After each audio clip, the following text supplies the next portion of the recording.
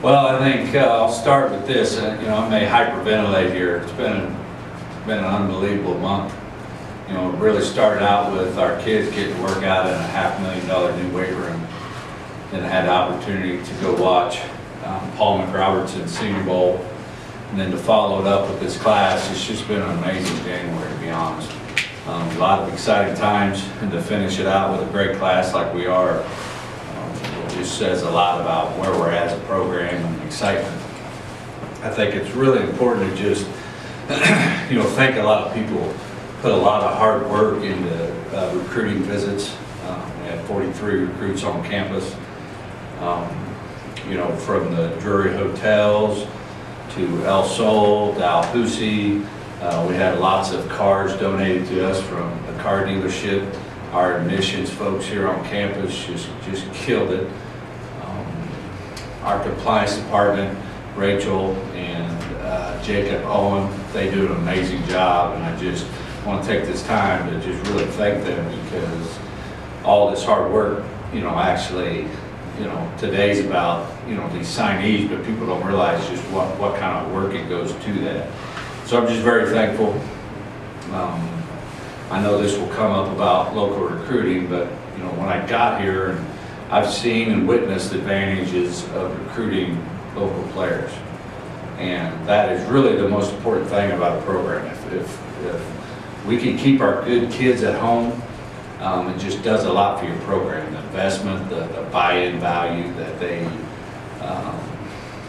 just really buy all into what we're trying to do, and then obviously it helps with community awareness, people coming to games and all those things, and what that tells you is these local high school coaches, they're really been amazing to the staff, and just really, really thankful for all these local coaches and opening doors and opening just letting us in and recruit their players and trusting that we're going to do a good job with them. So just love to give those guys a shout out. So I probably already talked too much, so I'll flip it over to questions. Talk about, talk about what the Al Young signing means to the CML football program. Man, first question. I'm surprised you guys let off with Al Young.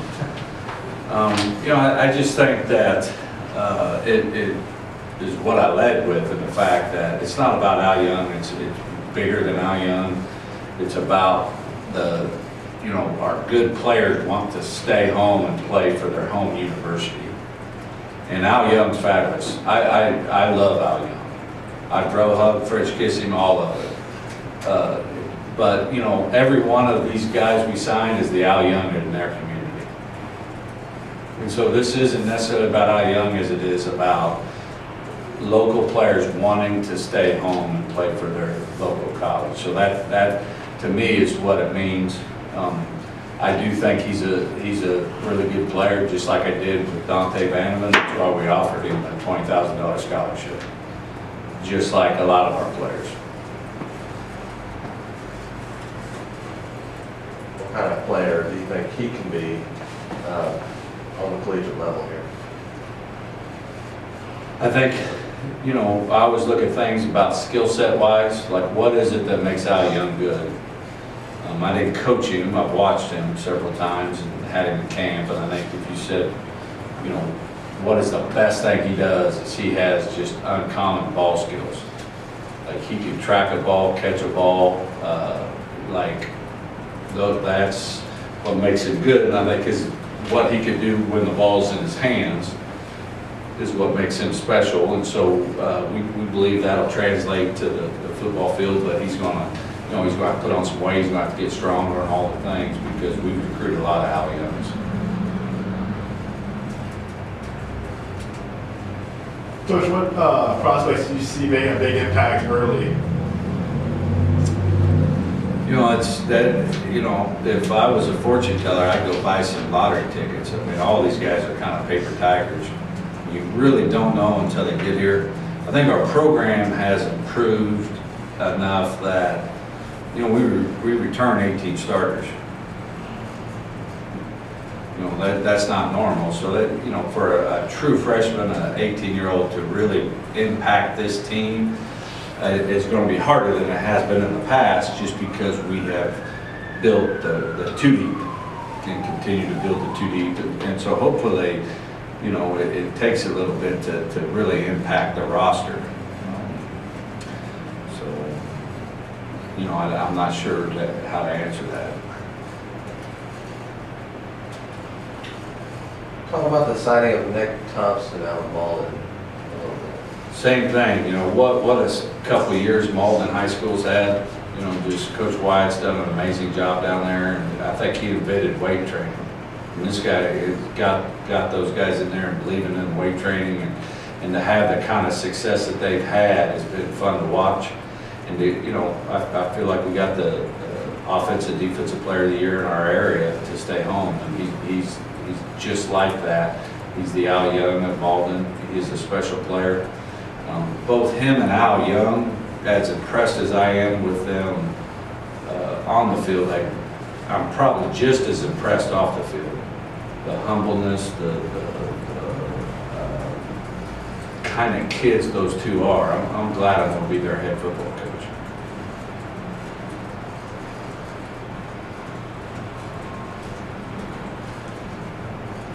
Talk about the signing of Britt Harris out of Kent. Very similar situation. Brett Harris, you know, comes to us from Kennett. Aaron and Arlen do a great job down there. They're coaches down there, and they've really done a lot of the same things we're trying to do here. They're a year ahead of us, but they've really done a lot of great things there at Kennett and bringing that program along. And Brett is hardest part for us, find out where he can play. I think he can do several things for us. We're going to start him out at linebacker. The thing I love about Brett Harris is for 18 years he's been raised well. Some of these guys, they got to try and outdo their 18 years or undo their 18 years. This kid has been poured into like you would not believe. He could be the next president of the United States if he wants to. He's got that kind of character, and so for him, you know, to choose us tells us a lot about where we're at as a program. But Brad comes from an amazing family, and he's leaving his family, joining the Red Hawk family, and we're excited about that. Signing of Zach Smith from Louisville, and when you look at him and Al coming in together, I mean, is this the future of the Red Hawk wide receiving core right here? Yeah, absolutely. You know, people don't realize how big a deal Zach is to Louisville, and just what kind of profile he has and the season Mel had. You know, people around here may not realize, but that is a national program, and really he's a national player. You know, does a lot of great things with the ball in his hands. Again, could be a returner, and we're extremely excited to bring that caliber of player in, especially from that type of program. You know, Michael Jackson thinks he invented football, you know, from Louisville. So he's been recruiting him since he was like an 8th grader. So he thinks he signed Zach Smith, and we call him Z because we got 2 Zachs from Louisville. You talk about Louisville. I mean, you bring in, I think, 3 guys from Louisville this class. You've got a few in the roster. I guess where does the connection with that area come from for you guys? It's just regional, and it's a good fit. Number one, it's 3.5 hours away, 4 hours, so that alone tells you it's a good fit. I think people that come from Louisville to Cape Girardeau have a feeling it's very similar. You know, it's not too big, but there's some things going on, so I just feel like those guys, you know, I've had success with. We've got Popovich, who's a starting defensive lineman for us. Chad Meredith, who is probably an All-American candidate next year at outside linebacker. So we've had success for whatever reason, and John Weimers is the guy that recruits that area, and he really killed it this year. You talk about the importance of recruiting locally, but how important is it to have those pipelines to other areas when you know that you have connections, you can go and get some kids? I think you have to cast a wide net. You know, when you're not signing 2. You know, we're signing 20 to 30, and so this is a small year, and so you got to be able to fill in the shortfall. So we start from Cape and go out and whatever local league gives us, and then we try to fill in from there. In other markets like Louisville, Memphis, and South, it's a big deal to us. Obviously, St. Louis and local area. If we don't do well in the I-55 corridor, and I mean from St. Louis to Memphis, if we don't do well, there'll be a new head coach here. We're not going to be successful if we don't dominate those two, that market right there, the I-55 corridor.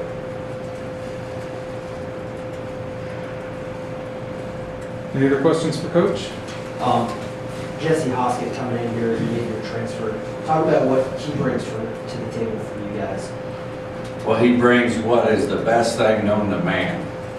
Some people think that's oxygen, but really what it is depth and competition. And so the quarterback position has been an issue. He played for a guy that I've known for over 15 years, Ken Karcher, who was an NFL quarterback, who's his head coach, and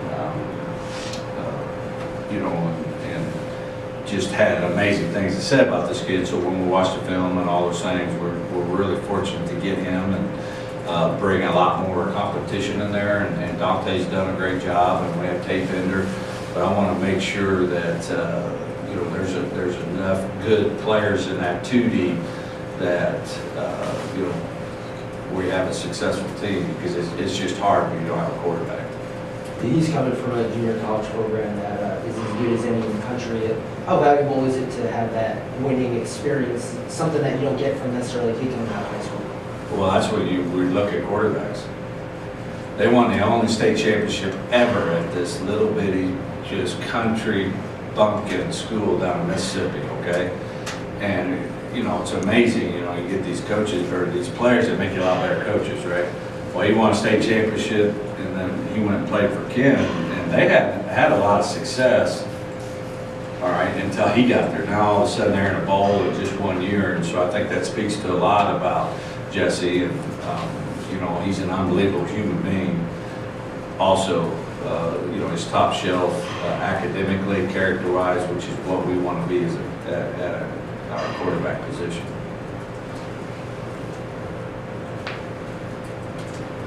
Just overall feelings after today, you wrap up Sonic class. Yesterday, you were feeling like a 16-year-old girl. Today, the prettiest girl at the prom. Is that how you're feeling right now?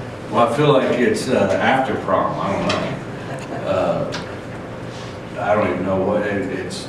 There's just a lot that you go through as a head coach, and I'm just, today driving over, I was excited about our kids and our signees, but really I was just really thankful for all the people that's really tried to make Red Hawk football better than what it is.